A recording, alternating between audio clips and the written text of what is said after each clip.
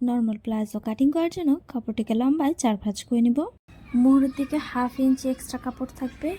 তারপরে এই 1/2 ইঞ্চি থেকে প্লাজো লম্বা 30 ইঞ্চি পর্যন্ত নিতে হবে।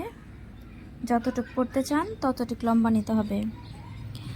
এরপর বেল্টের জন্য 2 ইঞ্চি এক্সট্রা নিতে হবে এবং কাপড় যতটুকু রয়েছে ততটুকু ভাঁজে থাকবে।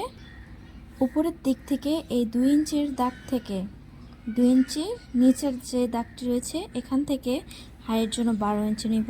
30 ইঞ্চির জন্য 12 ইঞ্চি নিচ্ছি। 35 ইঞ্চি বা 36 ইঞ্চি হাইয়ের জন্য 14 ইঞ্চি নিব বা 13 ইঞ্চি নিব। স্বাস্থ্য ভালো হলে 16 থেকে 17 ইঞ্চি হাইয়ের জন্য লম্বা নিব।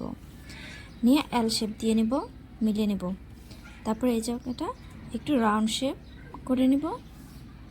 হাতা আর্মহোল যেমন শেপ দিয়ে তার চাইতে একটু কম রাউন্ড করে নিব। এরপর মুহুরি নিব 6 ইঞ্চি। মুহুরি হচ্ছে 12 ইঞ্চি, তার অর্ধেক নিব। অর্ধেক হচ্ছে 6 ইঞ্চি।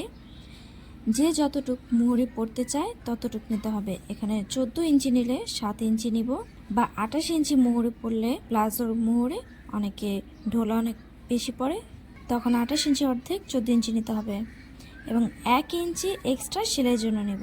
তারপর মুহুরি থেকে হাই পর্যন্ত মিলিয়ে নেব। এরপরে কেটে নেব।